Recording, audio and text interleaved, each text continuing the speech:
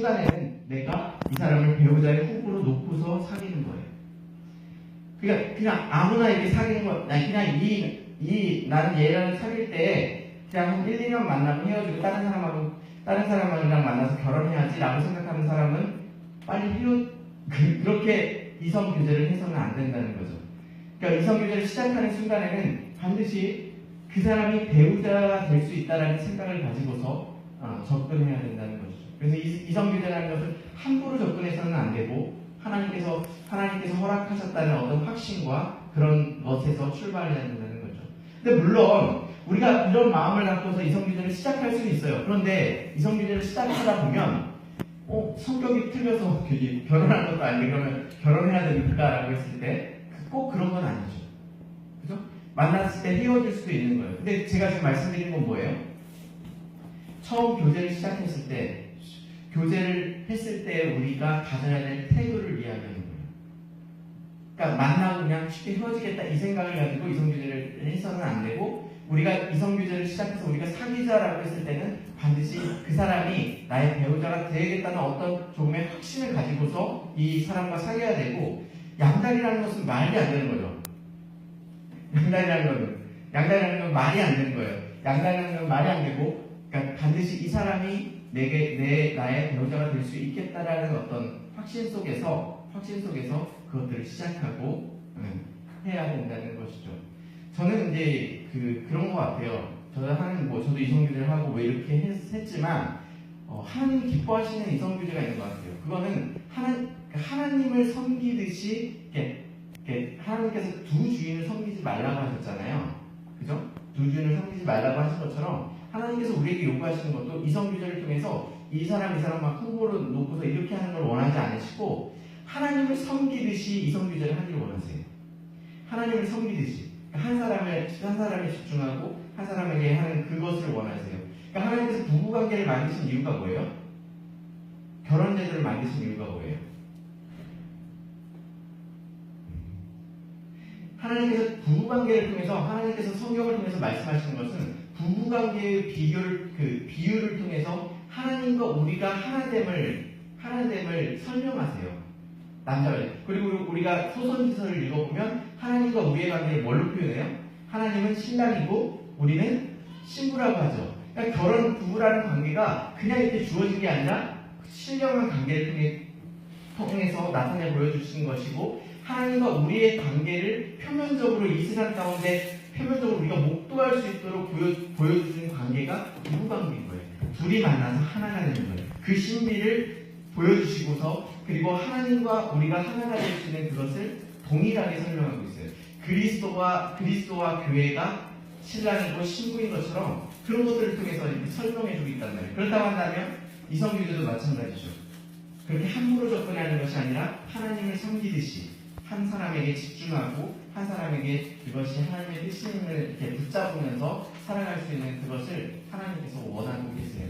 그래서 우리가 이걸 접근했을 때는 한 사람에게 집중할 수 있는 것들이 필요하고 함부로 이성교제를 하는 것은 하나님께서 싫어하신다는 것을 알 수 있어요. 다음 넘어갈까요? 그래서 하나님의 작품이에요. 여호와 하나님이 이르시되 사람이 혼자 사는 것이 좋지 아니하니 내가 그를 위하여 돕는 배필을 지으리라 하신다 라고 말씀하시면서 아담에게 하와를 만들어 주셨죠. 자, 그래서 넘어갈까요? 그래서 첫 번째는 위로 다시 한번 넘어가 보세요. 첫 번째는 다음 위로. 그래서 여기 보시면 하나님께서 여자를 창조하신 목적이 하나 있어요. 첫 번째는 뭐예요? 두 번째 줄에 사람이 혼자 사는 것이 좋지 아니하니 라고 되어 있죠. 혼자 사는 것이 좋지 않다라는 거예요. 자, 넘어갈까요? 그래서 성경에서 설명하고 있는 것은 외로움이에요. 음행을 피하기 위해서 만일 절제할 수 없거든 결혼해라 라고 말하면서 결혼에 대한 필요성을 첫 번째는 우리의 외로움을 달래기 위한 것들을 하나님께서 이야기하고 계세요. 그 다음 넘어갈까요? 근데 외로움의 잘못된 해결 방법이 있죠. 그러니까 음행이에요. 음행. 근데 하나님께서 보시면 고린도전서 6장 9절 보면 하나님의 나라를 위협으로 받지 못하는 이라 되어 있죠. 음행하는 자가 하나님 나라에 들어갈 수 없다라고 되어 있고, 말라기 3장 5절에는 심판을 받을 자라 중에 간음이라는 것을 하고, 그 다음에 요한계시록 마지막에는 그 성 밖에 쫓기리라 말씀하신 것 중에 음행하는 자가 들어있어요. 그러니까 무슨 얘기예요? 그러니까 정상적인 관계가 아니라 비정상적인 관계를 통해서 외로움을 해결하는 모든 것들을 하나님께서 금지시키시고 마지막 날에 심판하시겠다고 강력하게 말씀하고 있는 것이에요. 그러니까 이성 교제도 마찬가지예요. 이성 교제도 함부로 하는 것을 하나님께서 허락하지 않으세요. 이 하나님의 그 놀라우신 그 뜻이 있는데 이 음행이라는 것은 그러니까 하나님이 구체적으로 보시는 하나님과 우리의 관계를 어그러뜨리는 거라고 보시는 거예요. 그렇기 때문에 보시면 천국이 걸려있고 성 밖에 쫓기리라는 마지막 심판 가운데 이 모든 것들이 들어져 있는 거예요. 그래서 우리가 잘못된 관계를 통해서 그 외로움을 해결하는 모든 방법들을 하나님께서 금지시키시고 계세요. 그래서 우리가 이성의 교제의 만남을 통해서도 함부로 접근해서는 안 되고 하나님께서 정말 허락하시는가 안 허락하시는가를 고민하고 기도하는 가운데 행해야 한다는 것이죠. 다음에 넘어갈까요? 두 번째는 하나님께서 그 하와를 만드셨을 때 돕는 배필을 주시겠다고 그랬어요. 그 헬퍼라는 뜻이 들어가 있죠. 넘어갈까요? 그래서 해보세요. 네. 주차 능력. 주차를 누가 하면 되겠어요? 그죠? 주차는 남자가 하면 될 거 아니에요. 자, 해외여행 가서 누가 얘기하면 되겠어요? 여자가 하면 될 거예요. 자, 넘어가세요. 자, 움직임, 쭉쭉 넘어가세요. 예. 이런 것들을 했을 때, 우리가, 미개하다, 이렇게 욕할 게 아니죠. 상대방이, 너무 미개해. 이렇게 얘기하시고, 왜 못하는데? 나를 하는데 왜 못하는데? 이렇게 비난하기 위해서 하나님께서 이렇게 다르게 창조하신 게 아닐 거잖아요. 그죠? 그러니까 하나님께서 창조하신 목적이 무엇일까요? 이렇게 다르게 창조하신 목적. 뭐예요? 서로 도우라는 거죠. 빈 것을 서로 도우라는 거예요. 서로 도우라는 거예요. 그러니까 남자들은 체계와 능력을 갖고서 체계적으로 할 수 있는 그런 것들이 있고 여자들이 할 수 있는 것들이 있잖아요. 여자들이 강한 것들이 있어요. 그러면 그것들을 상대방을 비난하는 데 쓰는 것이 아니라 서로 돕는 것에 쓸 수 있도록 하나님께서 우리를 부르고 계신다는 것이죠. 그래서 상대방이 부족한 것들을 채워나가야 된다는 거예요. 자, 넘어갈까요?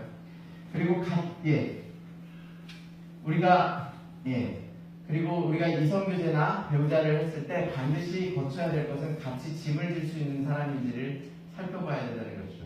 서로 돕는데, 서로 이렇게 하는데 같이 짐을 지어줄 수 있는 사람이에요. 그러니까 이성교제를 할 때 반드시 확인해야 될 것은 뭐냐면 이 사람이 나와 같이 무거운 짐을 질 수 있는 사람인지를 확인해야만 하는 거예요. 그러니까 어려움이 있을 때 이 남자가, 이 여자가 어떻게 그것들을 해결하는가, 그리고 나와 이렇게 같이 협력하면서 그 어려움을 어떻게 극복해 나갈 수 있는가라는 것을 좀 확인할 필요가 있는 것이죠. 그러니까 서둘러서 결혼하는 친구들에게는 저는 항상 좀 걱정이 앞서요. 그러니까 이런 과정을 겪어야 되는데, 그러니까 정말 힘든 것들 있잖아요. 가족에서 누가 크게 다치거나 병들어서 힘들었을 때 그것들을 어떻게 옆에서 도와주고 하는 건지 이렇게 상대방을 봐야 되거든요. 근데 그런 과정을 거치지 않고 그냥 이성적으로 좋아하는 그 감정만을 가지고서 그냥 사귀고 결혼하는 그런 것들은 위험하다는 거죠. 그래서 같이 짐을 질 수 있는 사람,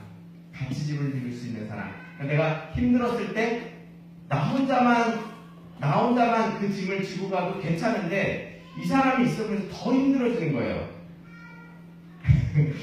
나 혼자만, 그러니까 어떤 가정의 시험이 이렇게 왔는데 나 혼자만 지어도 충분히 이렇게 할 수 있는데 이 사람이 옆에 있는 사람이 있음으로 해서 더 힘들어지는 거예요. 그러면 그것은 올바른 관계가 아니죠.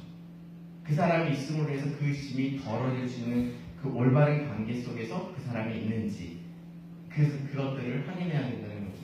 자, 그 다음에 우리가 생각할 수 있는 이상형이 어떻게 되느냐 이런 거예요.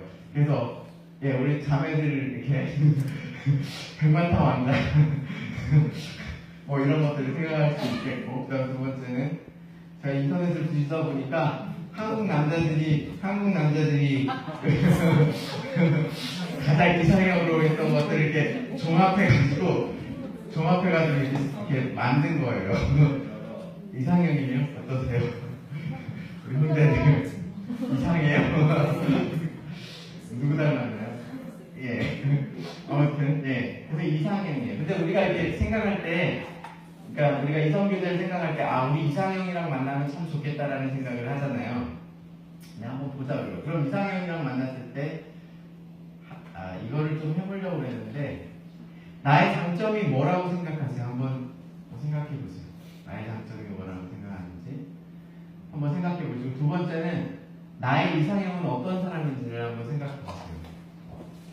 나의 이상형 이 시간이 없어서 그냥 한번 해볼게요. 이상형은 어떤 사람일까? 해야겠죠. 마지막으로 한번 생각해 볼게요. 이상형은 어떤 사람일 것 같아요? 이상형이 내가 생각하는 이상형이 있을 거 아니에요?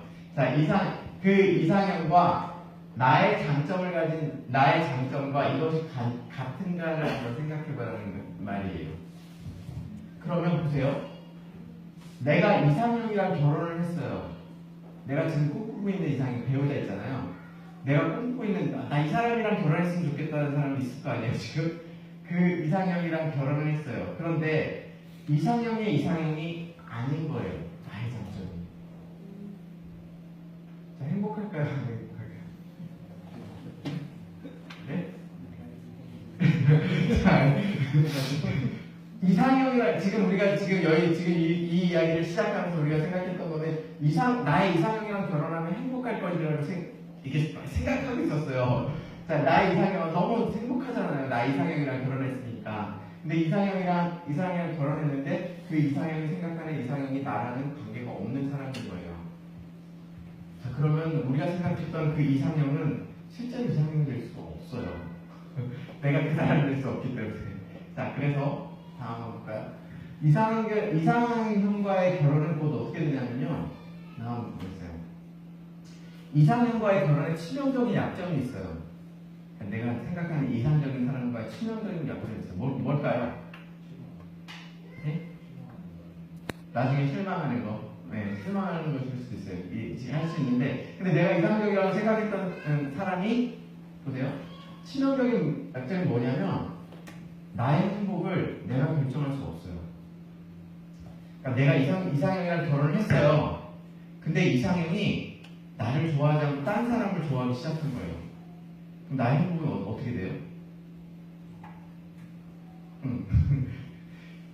나의 행복이 망가지게 되잖아요. 이상형과 결혼했을 때 나에게 행복을 가져다 줄 것이라고 확신했는데 나의 행복이 어디에 초점이 맞춰져 있냐면 이상형이 나에게 행복을 준다라고 생각했는데 이상형이 변질되는 순간 나의 행복은 그냥 낭떠러지로 떨어지게 되어 있어요.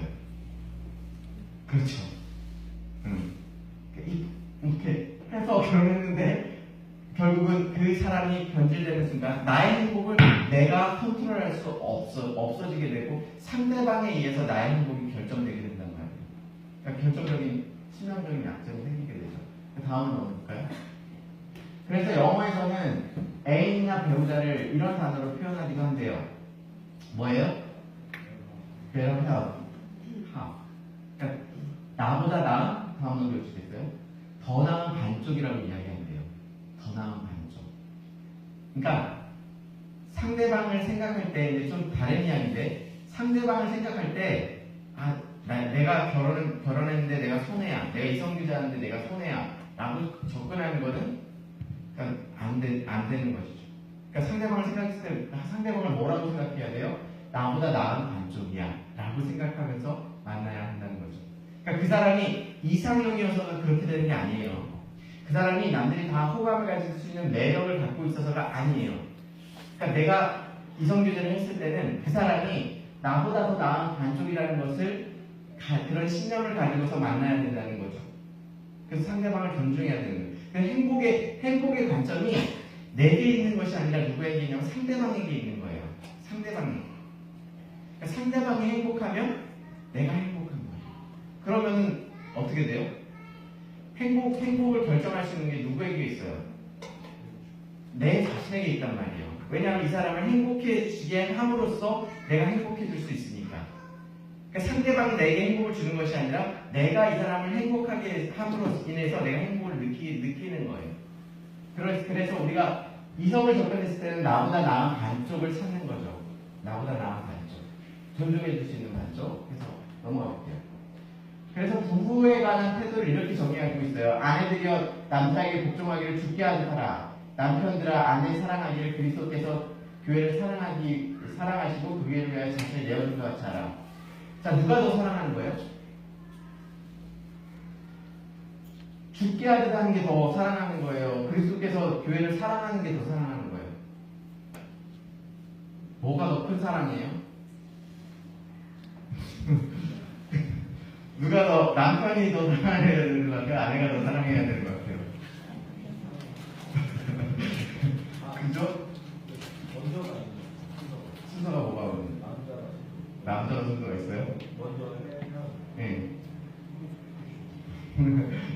그렇진 않고. 자, 죽게 하는데 사랑에 부족함이 있어야 돼요? 90%만 사랑하면 돼요. 죽게 하는데 100% 해야 되겠죠. 그리스도께서 교회를 사랑하시는데 사랑을 남겨두는 거예요. 아, 너 교회를 사랑하시는데 내가 전적으로 너를 사랑할 수 없고 한 10%만 남겨놓겠다고 사랑하세요, 교회를? 그렇지 않죠. 다 100%예요. 그러니까 뭐예요? 지금 성경에서 말하고 있는 아내가 남편을 사랑하는 것은 최선을 다해 사랑하는 거고, 남편도 아내를 사랑하기를 최선을 다해 사랑하라고 말하고 있는 거예요. 그러니까 뭐냐면 지금 초점이 어떻게 있어요? 사랑을 받기 위해서 노력해라 이게 아니라, 성경은 어디나 그렇게 얘기하지 않죠. 사랑을 받기 위해서 이렇게 노력해라 이걸 하지 않고, 좋은 사람 만나서 너희들 행복해라 이렇게 얘기하지 않고, 여기서 말하고 있는 것은 아내들이 죽게 하듯 주님에게 하듯이 사랑하고, 아내들도 그렇게 하라고 이야기하고 있죠. 그러니까 행복의 관점이 어디에 있냐면 자신에게 있는 게 아니라 상대방에게 있다고요. 상대방을 행복하게 해줌으로써 내가 행복을 가질 수 있는 사람, 그 사람이 배우자예요. 내가 함께 해줌으로 인해서 행복해질 수 있는 사람. 자, 넘겨볼까요? 그래서 행복한 부부의 비결이 여기 있어요. 보세요. 장점은 어떻게 보냐면, 다음이요. 존경의 눈빛으로 볼 수 있어야 돼요. 그러니까 아내에게 존경받지 못하는 남편은 불행해요. 확인해요. 남자는 반드시 확인해야 돼요. 자매한테 존경의 눈빛을 한 번도 받지 못한 사람은 결혼하지 말아요. 이게 굉장히 중요한 거예요. 자매들도 마찬가지예요. 자매들도 남편을 봤을 때 뭐 까불까불거리고 뭐 이렇게 해도 좋아요. 뭐 이렇게 놀고 해도 좋아요. 근데 어떤 면에서 정말 존경한다는 마음이 솟구쳐 올라야 돼요. 정말 존경하는데 라는 거. 위인이 아니라 어떤 훌륭한 사람이 아니라 이 사람을 보니까 이 부분은 정말 존경스럽네 라는 것이 마음 절절하게 느껴져야 돼요. 그것을 확인하지 않으면 결혼 생활이 다 소용이 없어요. 그러니까 반드시 확인해야 되고요. 단점은 뭐가 있냐면, 단점은 어떻게 봐요? 측은해야 돼요. 측은해야 돼요. 긍휼하는 마음 있잖아요. 그러니까 안쓰러운 거예요, 이 사람이. 안쓰러운 거. 그러니까 정말 못났네. 왜 그렇게 살아? 이 마음만 계속 있으면 그 사람과 결혼하면 안 돼요. 그 사람의 단점을 봤을 때 이 사람 그래 상처가 많지. 내가 옆에 있어서 도와줘야 돼. 옆에 있어서 내가 이거 아픈데 이 사람 너무 좋은 사람인데 이거 아픈 건 내가 이렇게 사랑으로 보듬어 줘야 돼 라고 기꺼이 그 사람을 측은한 마음으로 품에 안아줄 수 있는 마음이 솟구쳐 올라야 돼요. 이 두 가지를 확인해야 돼요. 여러분 부부 클리닉 보시면 보셨어요? 우리 부부가 달라졌어. 이런 거 보셨어요? 보셨어요? 보시면 원수같이 싸우잖아요. 진짜 날라다니고 술 먹고 행패 부리고 정말 갈라지잖아요. 근데 나중에 보면은 그렇게 사랑스러운 해결이 되면 나중에 보면 그렇게 사랑스러운 관계가 없는 거예요. 근데 그 차이가 뭐였냐면 이 마음을 상실한 거예요. 그러니까 남편이 구두쇠예요. 생활비를 안 갖다 줘요. 생활이 다 망가지고 왜 당신만을 위해서 막 이렇게 했어요. 근데 나중에 알아보니까 이 남편이 어렸을 때 너무너무 고생을 한 거예요. 부모가 아버지가 바람을 불고 밖으로 돌아다니고 생활비를 제대로 갖다 주지 않아서 엄청나게 고생을 하는 거예요. 그 아픔이 이 남자에게 있는 거예요. 그러다 보니까 이 남편이 생활비를 제대로 주지 않고 그냥 꽁꽁 가다 놓는 거예요. 그래서 아이들도 이렇게 좀 가난하게 살고 자기도 가난하게 살고 있는 거예요. 근데 알아봤더니 이 남편이 돈을 모으는 유일한 목적이 딱 한 가지 있는 거예요. 뭐예요? 아내와 자녀들을 위해서. 아내와 자녀. 근데 그 전에는 이 아내는 그걸 몰랐어요. 몰랐어요. 근데 자기가 어릴 때 그 남편이 그런 상처 때문에 그것들을 모으고 있다고 아는 순간부터 아내가 뭘로 바뀌었어요? 이 측은한 마음으로 바뀐 거예요. 측은한 마음으로 바뀐 거예요. 남편의 그 상처가 있다는 것을 알고서 이렇게 품에 안기 시작한 거예요. 아, 힘들죠. 이렇게 하면서 해준 거예요. 그러니까 이 남편도 이 아내가 이렇게 고통받고 있는 것을 이렇게 받아들이고 그것들을 조금씩 고치려고 노력하는 거거든요. 그러니까 상대방이 아픈 것이 단점이 있는 게 중요한 게 아니에요. 아까 제가 이상형을 얘기했던 게 이상형의 단점을, 그러니까 이상형의 단점이 발견될 수 있어요. 근데 이런 메커니즘을 갖고 있지 않으면 결혼했을 때 불행해지죠. 이성교제할 때도 불행해져요. 단점이 튀어나왔을 때 품에 안을 수 있어요. 왜 이 사람이 아플까? 왜 이 사람이 이렇게 무난하게 행동할까? 이렇게 하는 것을 이렇게 물어보고 왜 그럴까라는 걸 하고 못난 사람 이게 아니라 내가 사랑으로 품어서 이 사람을 고치고 위로해줘야 되겠다라고 생각해줄 수 있어야 되는 거예요. 고치겠다는 거는 잘못된 거예요. 옆에서 지키고 충분히 여기겠다라고 생각을 해야 되는 거죠. 그래서 이러한 것들을 같이 이렇게 살아갈 수 있는 사람이 배우자고 이성교제의 대상이 될 수 있는 거죠. 자, 다음으로 넘어가 볼까요? 자, 아브라함의 며느리 리브가를 데려오게 돼요. 어떻게 데려오게 되죠?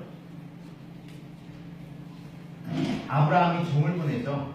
아브라함이 종을 보내서 사촌 라반 집에 보내요. 라반 집에 보내서 이삭의 그 아내를 데려오게 돼요. 근데 이삭의 아내를 데려와서 그 이삭과 결혼하고서 살게 되죠. 여러분 여기서 반감이 있지 않으세요? 어떤 반감이 없으세요? 여러분이 이삭이라면 어떤 생각이 들겠어요?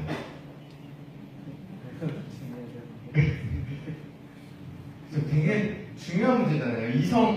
이성을 이제 결혼할 사람, 한평생을 살아야 될 사람인데 성격도 봐야 되고 뭐도 봐야 되고 되게 많잖아요. 근데 갑자기 그 종을 보내가지고 종이 가서 산수집에 가서 이 여자하고 딱 잡고 와서 손목 잡고 와가지고 이 사람을 결혼해 이렇게 해버린 거잖아요. 그럼 여러분은 할 수 있어요? 할 수 있어요? 조선시대에 그렇게 했잖아요. 그 결혼하는 당일날 그 상대방을 봤다라고 하잖아요. 그럼 여러분 이걸 받아들일 수 있냐는 거예요. 결혼하는 당일날 부모님이 그냥 이 사람이랑 결혼해 하면서 이렇게 데려다 줬어요. 그러면 여러분은 그걸 받아들일 수 있냐는 거예요. 힘든 이야기잖아요. 근데 성경에서는 지금 이 얘기가 아무렇지도 않게 그냥 이렇게 이야기가 되고 있잖아요. 그리고 이삭은 기쁨으로 그 아내를 받아들이고 사랑하고 살아간단 말이에요. 그러니까 제가 이 이성교제와 결혼의 강의에 대해서 회의적인 첫 번째 이유는 이거예요. 무슨 말씀인지 아시겠어요? 그러니까 우리가 지금 앞에서 남녀의 관계도 많이 살펴보고 어떤 배우자를 만나야 된다는 이런 것들을 여러 가지를 살펴보고 이렇게 했어요. 많이 이렇게 했어요. 근데 우리가 따져보고 이렇게 열심히 우리가 가진 나름대로 비교도 해야 되고 해야 돼요. 근데 결정적인 배우자의 선택과 그 모든 것들은 하나님께 달려있어요. 성경에는 이삭이 불행하게 살았다는 이야기가 없어요. 사랑스러워했고 처음 만나는 순간 하나님 보시면 그 만나는 장면을 한번 살펴보세요. 이삭이 만나는 순간 사랑했다는 그 감정이 좀 이렇게 들어있어요. 마찬가지로 우리가 배우자를 만나는 것들 이런 많은 것들을 살펴보고 해야 돼요. 그런데 우리가 배우자를 만나고 이런 모든 것들을 하나님께 달려있어요. 우리가 결혼 전에 많은 것들을 확인해야 돼요. 할 수 있는 만큼 확인해야 돼요. 그런데 결혼을 하고 나면 우리가 확인하지 못했던 많은 단점들이 막 튀어나와요. 이성교제도 마찬가지예요. 이 사람은 하나님께서 주신 앞으로의 배우자다라고 생각했는데 이성교제를 실제로 하다 보면 이렇게 막 못난 것들이 막 튀어나온단 말이에요. 실망하고 이 사람 아닌가 봐요. 그래서 또 튀어나온단 말이에요. 막 헤어지기도 하죠.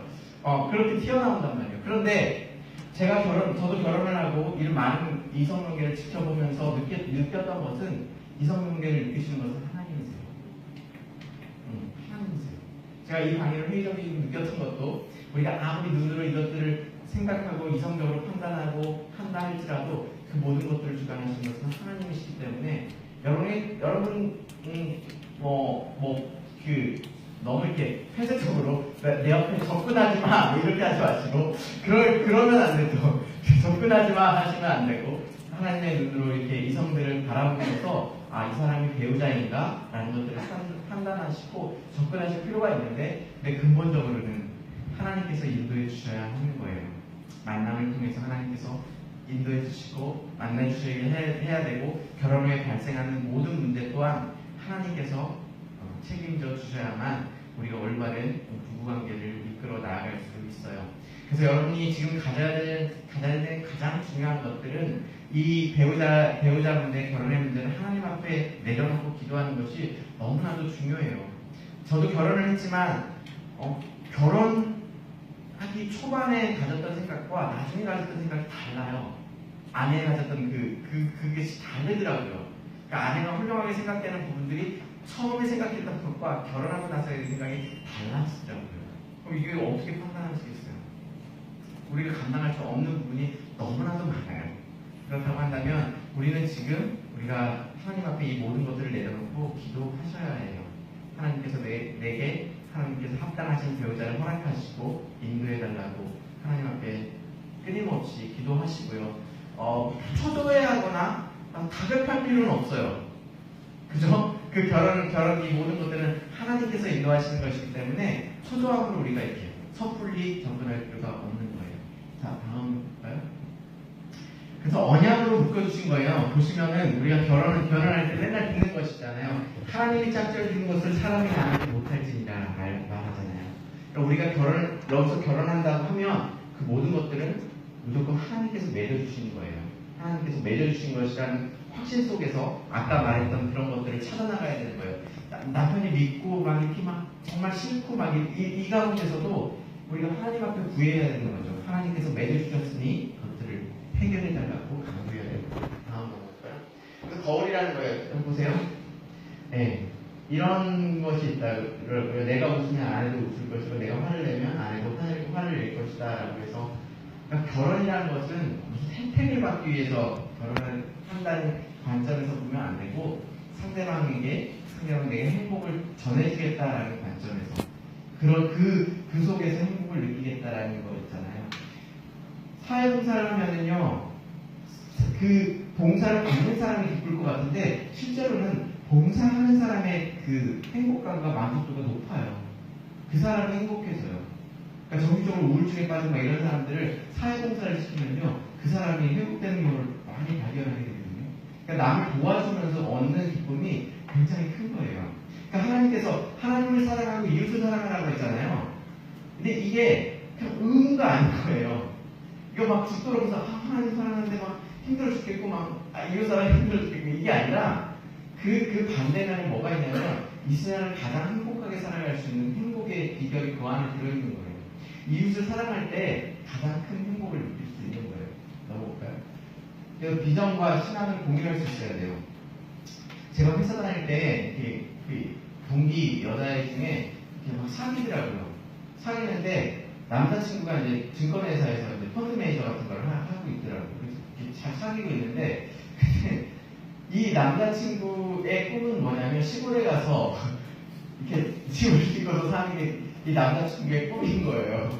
근데 이 여자애는 절대 그렇게 살고 싶지 않은 거예요. 그냥 고민에 빠져있더라고요. 고민에 빠져있더라고요. 마찬가지인 게 우리가 비전을 좀 이렇게 나눌 필요가 있어요. 앞으로 어떻게 살아갈 건지, 장래 희망이 뭔지, 또 신앙적인 면에서도 어떻게 이렇게 하는 성님이 살아갈 것인지에 대해서 충분히 나누고 공감해야 되는 거예요. 단적인 예로 11조도 마찬가지요.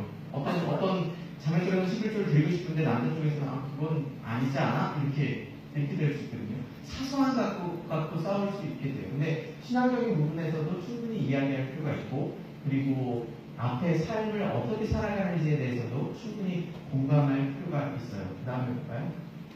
그리고 마지막으로 미래를 꿈꿔야 되겠죠. 어떻게 살아갈 것인지에 대해서 꿈을 같이 나눠야 돼요. 저는 결혼하기 전에 제가 목사가 될 거라는 걸 아내에게 다 얘기했어요. 회사를 다니고 있을 때 아내랑 결혼을 했었는데 나는 몇 년 후에 회사를 그만두고 목회를 시작하고 신학을 공부할 것이다 이런 것들을 다 나눴거든요.